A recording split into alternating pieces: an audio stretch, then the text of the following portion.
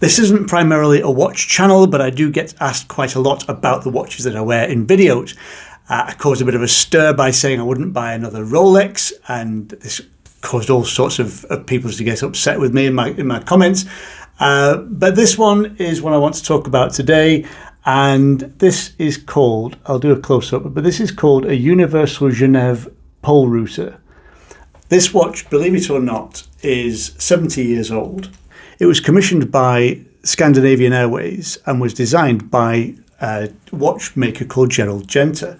Now, that name may not mean very much to you, but if I told you he went on to design the Omega Constellation, the Audemars Piguet Royal Oak, and most famously the Patek Philippe Nautilus, and then went on to do several others. He's one of the most famous watchmakers in the world. And if you know Patek, if you know Audemars Piguet, they go for tens of thousands of pounds and are extremely sought after watches. And this humble little addition to the collection. And this is credited as being the first watch that he designed commercially at the age of 23. Now, if you can imagine designing a watch that is 70 years later, keeps perfect time. It's an automatic watch. I'm going to talk about the actual movement in a second because it's fascinating. He was a watchmaker who didn't just take a movement from somebody else. He didn't take a watch movement from another company and put it in a case and design a fancy case. He would design everything from the ground up. And this has what's called a microtor, a small rotor.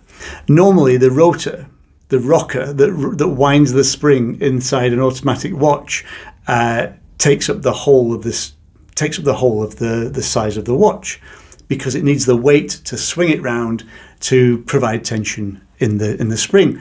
In this one, he managed to shrink it down to about 10 mil in size, and he did that by increasing the weight. So to create a watch that's as thin as that and has an automatic self-winding movement is incredible.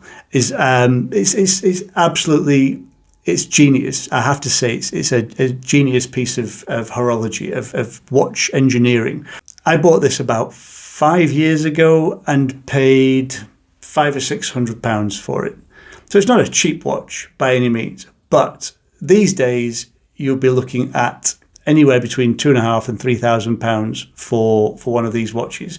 A certain well-known watch blog did a piece on them and how special they are as a watch, and they'd been literally flying under the radar for 60 years before that, and then they exploded because they were thrust back into the limelight. So if you want your own little piece of watchmaking history, and for a 70-year-old watch to still look as good as that, you can take a lot of watches that are from the 1970s. This is from the 50s.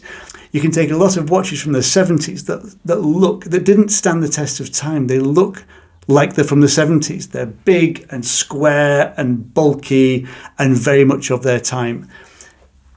To be 70 years old and look as timeless as that, I think it's the most stunning watch. I've got the only two Gerald Genta watches that I've got are this one and the Omega Constellation Paipan, which again is an absolutely stunning watch, but that's from 1968.